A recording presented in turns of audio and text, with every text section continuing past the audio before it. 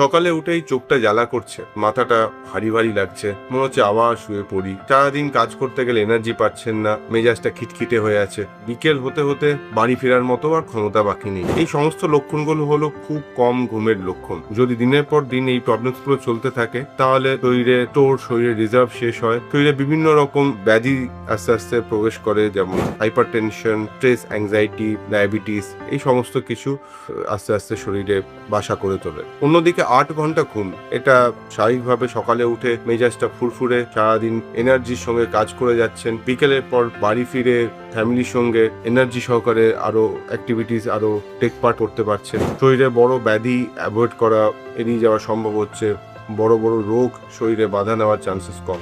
আসলে এই সবকিছুই হচ্ছে গ্রোথ হরমোনের খেলা। গ্রোথ হরমোন বলে একটা হরমোন আমাদের শরীরে সিক্রেটেড হয় পিটুইটারি গ্ল্যান্ড থেকে, এবং সেগুলো ইউজুয়ালি শরীরের দিনে এবং রাতে তার পরিমাণ বাড়তে থাকে এবং কমতে থাকে। স্বাভাবিকভাবে রাতের দিকে গ্রোথ হরমোন বেশি সিক্রেশন হওয়ার জন্য শরীরের যত ড্যামেজ, যত উয়ার অ্যান্ড টিয়ার, সেগুলো হিল করতে হেল্প করে এবং শরীরকে ফ্রেশ করে তোলে পরের দিনের অ্যাক্টিভিটিসের জন্য। তাই রাতে যদি ঘুম না হয়, রাতে যদি 6 ঘন্টার কম ঘুম হয়, গ্রোথ হরমোন সিক্রেশন কমে, শরীরে এই ড্যামেজগুলো রিপেয়ার হয় না, এবং দিনের পর দিন কম ঘুম হতে থাকলে ক্রমশ আপনার এই পার্মানেন্ট ড্যামেজগুলো শরীরে বাসা বাঁধে। তাই ঘুম কম করবেন না, পর্যাপ্ত পরিমাণে ঘুমন।